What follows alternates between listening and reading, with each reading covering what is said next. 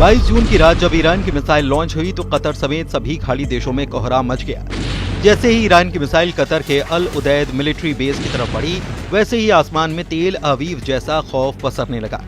खाड़ी में ट्रंप का टावर तोड़कर ईरान के सर्वोच्च नेता खामनेई ने बता दिया कि डोनाल्ड ट्रंप और अमेरिका की दादागिरी ईरान के आगे नहीं चलेगी, जवाब बराबर दिया जाएगा। इन मिसाइलों ने क्या किया, वो 23 जून की सुबह देखने को मिला। ईरान की बैलिस्टिक मिसाइल ने कतर के अल उदैद एयरबेस में उसके टॉप सीक्रेट रेडोम को राख में तब्दील कर दिया। इस बात की पुष्टि अब अमेरिका के रक्षा मंत्रालय यानी कि पेंटागन ने कर दी है। पेंटागन ने माना है कि ईरान की बैलिस्टिक मिसाइल पर सर्जिकल स्ट्राइक की। अमेरिका ने पहली बार इकरार किया है कि ईरान की बैलिस्टिक मिसाइल ने उसे इतना बड़ा नुकसान पहुंचाया है, जबकि डोनाल्ड ट्रंप ने दावा किया कि ईरान की मिसाइलों से कोई नुकसान नहीं हुआ। कतर में अमेरिका का अल उदैद मिलिट्री बेस फिलहाल पूरी तरह से चालू है, लेकिन ईरान की मिसाइलों ने साफ कर दिया है कि पूरे पश्चिम एशिया में चाहे अमेरिका हो या इजराइल, दोनों का कोई ठिकाना उसकी मिसाइलों से नहीं बच सकता। इसलिए कहा जा रहा है कि ईरान ने कतर में ट्रंप का सीक्रेट टावर तोड़ डाला। अब इसे रेडोम यानी कि रेडार डोम कहें या फिर ऐसा वॉच टावर जहां से ट्रंप की सेना पूरे ईरान पर नजर रख रही थी। ईरान ने कतर में अमेरिका के ठिकानों पर उसी रात हमला किया जब अमेरिका ने ईरान के फोर्दों समेत 3 परमाणु ठिकानों पर बमबारी की थी। अमेरिका के अड्डों पर हुए इस हमले को ईरान के बदले के रूप में देखा गया, लेकिन शुरुआत में अमेरिका ने इसे नाकाम अटैक बताकर मामूली बात बताया। ईरान ने 22 जून को अल उदैद मिलिट्री बेस पर 14 मिसाइल दागी थी। अमेरिका ने उनको पूरी तरह से काउंटर करने का दावा किया। ट्रंप के मुताबिक ईरान ने 14 मिसाइल फायर की, जिसमें 13 को मार गिराया गया, जबकि एक को काउंटर नहीं किया गया क्योंकि वो एक ऐसी जगह पर गिरने जा रही थी जिससे किसी नुकसान का अंदेशा नहीं था। लेकिन अब कतर के अल उदैद एयरबेस की सैटेलाइट तस्वीरों ने अमेरिका के दावे को पलट दिया है। अमेरिका ने दावा किया था कि अल उदैद एयरबेस पर हमले से पहले अमेरिका ने यहाँ के सभी अपने विमान हटा दिए और सिर्फ इमारतों और रडार को ही बचाए रखा था। उसके सैनिक भी बंकर में छिपे हुए थे। लेकिन 23 जून की सुबह सैटेलाइट से ली गई तस्वीर बता रही है कि अमेरिका का रेडोम पूरी तरह से जलकर खाक हो चुका था। ट्रंप के रक्षा मंत्रालय का कबूलनामा बता रहा है कि ईरान ने इजराइल के बाद अमेरिका को भी बहुत बड़ी चोट दी है। ईरान की मिसाइलों की काट न इजराइल के पास है न ही अमेरिका के पास, ये बात भी साबित हुई है। लेकिन सवाल यह है कि क्या इस बात से ईरान और अमेरिका के बीच तनाव अब नई बुलंदी पर पहुंचने वाला है? ईरान ने इस युद्ध में अपनी मिसाइल पावर लगातार दिखाई है। ईरान पर हमला हुआ, तेल अवीव और हाइफा जैसे शहर फिर दे लेंगे, ये वार्निंग ईरान से बार बार आ रही है। ईरान के एक बड़े जनरल ने ऐसी वार्निंग दी है जिसकी टाइमिंग बहुत खास है। ईरान की सेना ने इजराइल और अमेरिका को डराने के लिए अपना मिसाइल अपडेट जारी कर दिया है। ईरान के मेजर जनरल याह्या रहीम सफ़ी, जो कि सर्वोच्च नेता अली खामनेई के सलाहकार भी हैं, उनका दावा है कि ईरान के पास हजारों मिसाइल और ड्रोन हैं जो खुफिया ठिकानों पर रखे गए हैं और अगर ईरान पर युद्ध हुआ तो उनको इस्तेमाल किया जाएगा। कह सकते हैं कि ये वार्निंग सीधा अली खामनेई की तरफ से आई है। ईरान बार बार ये दावा कर रहा है कि उसने 12 दिन के युद्ध में अब तक अपनी पूरी ताकत का इस्तेमाल ही नहीं किया, न ही अपनी नौसेना और IRGC की कुड्स फोर्स को तैनात किया, और अगर दोबारा युद्ध ईरान पर थोपा गया तो इसका नतीजा इजराइल की संपूर्ण तबाही होगा। मेजर जनरल याह्या रहीम सफ़ी का दावा है कि उनका परमाणु कार्यक्रम और मिसाइल टेक्नोलॉजी ईरान के वैज्ञानिकों की मेहनत का नतीजा है और उसे तबाह नहीं किया जा सकता। ईरान ने हजारों मिसाइल और ड्रोन का उत्पादन किया है और सभी सुरक्षित जगहों पर रखे गए हैं। ईरान की तरफ से ऐसी वार्निंग इसलिए आ रही है क्योंकि हाल ही में नेतन्याहू और ट्रंप की मुलाकात हुई। नेतन्याहू ने अमेरिका जाकर ट्रंप को अपना आगे का प्लान बताया। इस मुलाकात को लेकर नेतन्याहू के हौसले बहुत ज्यादा बुलंद हैं। अब अमेरिका और इजराइल गाजा को लेकर कुछ बड़ा करने वाले हैं, इसका इशारा नेतन्याहू ने दिया है। नेतन्याहू ने कहा है कि उन्हें अब भी गाजा में काम पूरा करना है, सभी बंधकों को रिहा कराना है, हमास की सैन्य और शासन क्षमताओं को खत्म करना है, क्योंकि गाजा का एक अलग भविष्य होना चाहिए हमारे लिए और सभी के लिए। कोई भी देश इससे कम पर समझौता नहीं करेगा और इजराइल तो निश्चित रूप से नहीं करेगा।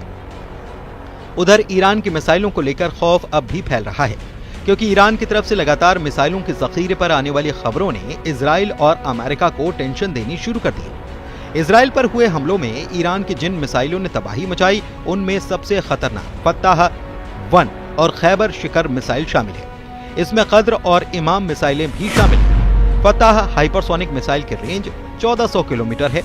खैबर शिकन मिसाइल की रेंज 1450 किलोमीटर है। कद्र मिसाइल की रेंज 2000 किलोमीटर तक है और इमाद की रेंज 1700 किलोमीटर है। तेल अवीव से हाइफा और अशदोद से लेकर बीर शिबा और शेफौल जैसे छोटे शहरों पर भी इन्हीं मिसाइलों से हमले हुए हैं और अल उदैद एयरबेस पर हुआ नुकसान भी बता रहा है कि ईरान की मिसाइल किसी भी अड्डे को राख में तब्दील कर सकती है।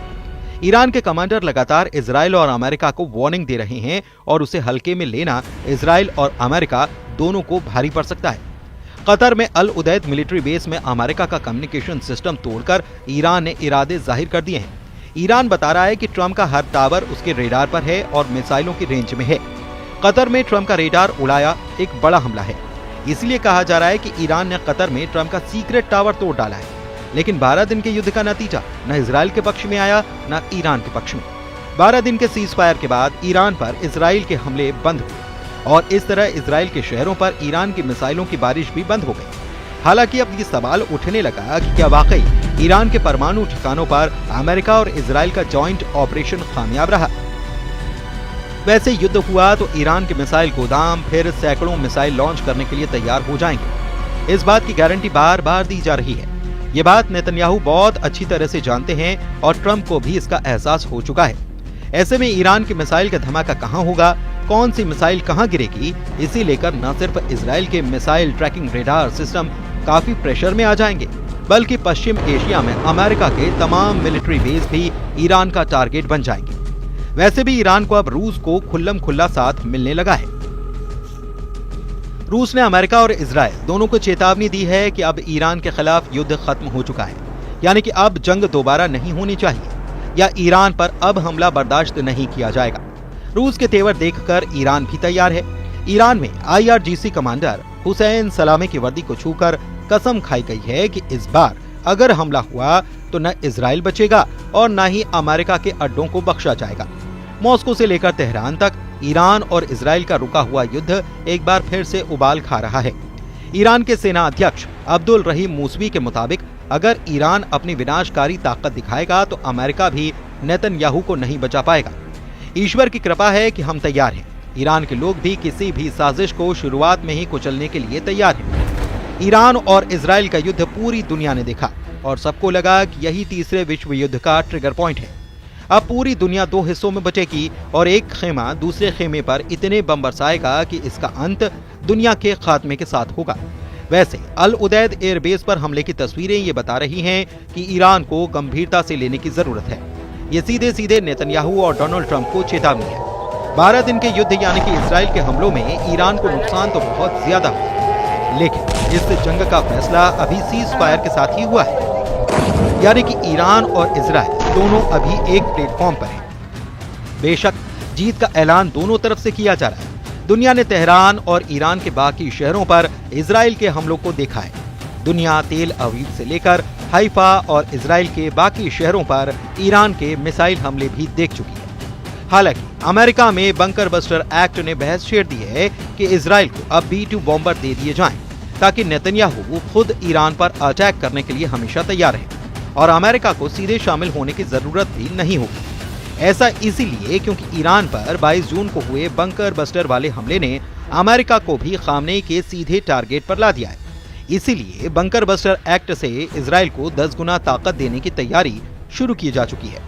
सवाल है कि क्या अब युद्ध दोबारा शुरू होने का खतरा नजर आ रहा है, क्योंकि पुतिन ने इजराइल और अमेरिका के इन्हीं तेवरों को लेकर साफ शब्दों में धमकाया है। सवाल है कि रूस को ऐसा क्यों लग रहा है कि इजराइल और ईरान का युद्ध फिर से शुरू होने वाला है। ईरान की सेना के चीफ ऑफ स्टाफ ने कहा कि उन्हें शक है कि इजराइल सीज फायर का उल्लंघन जरूर करेगा और अगर ऐसा होता है तो ईरान अगली बार से कई गुना ज्यादा ताकत से ऐसा जवाब देगा कि इजराइल और उसके साथ ही हैरान रह जाएंगे। 12 दिन के युद्ध के दौरान इजराइल के हमलों में ईरान के करीब 1100 लोगों की जान गई। इनमें उसके कई सैन्य कमांडर और वैज्ञानिक शामिल थे। तेहरान में IRGC के कमांडर्स की याद में एक सभा हुई। खास तौर से IRGC चीफ हुसैन सलामी को याद किया गया। ईरान की सेना अपने बड़े बड़े कमांडर्स को खोने के बाद एक बार फिर से मजबूत दिखना चाहती है। ईरान के सेना अध्यक्ष ने कहा है कि हमने दुश्मन के लिए एक विनाशकारी योजना तैयार की थी, लेकिन युद्ध खत्म होने की वजह से ऐसा मौका नहीं मिला। अगर अब किसी ने गलती की तो उस विनाशकारी योजना को लागू किया जाएगा। यानी कि इस बार ईरान की वार्निंग इजराइल के साथ साथ अमेरिका यानी कि डोनाल्ड ट्रंप के लिए भी है। और वार्निंग बहुत साफ है कि जिस तरह से मिसाइल वाली आतिशबाजी तेल अवीव और हाइफा ने देखी है, वैसे ही हमले खाड़ी में मौजूद इजराइल के सभी साथियों पर भी होंगे और इसमें ईरान इस बार कोई कोताही नहीं बरतेगा। ट्रंप भले ही अमेरिका का स्वतंत्रता दिवस मना रहे हों, लेकिन पुतिन का साथ मिलने के बाद ईरान के कमांडर्स की वार्निंग को हल्के में लेना बड़ी गलती साबित होगा।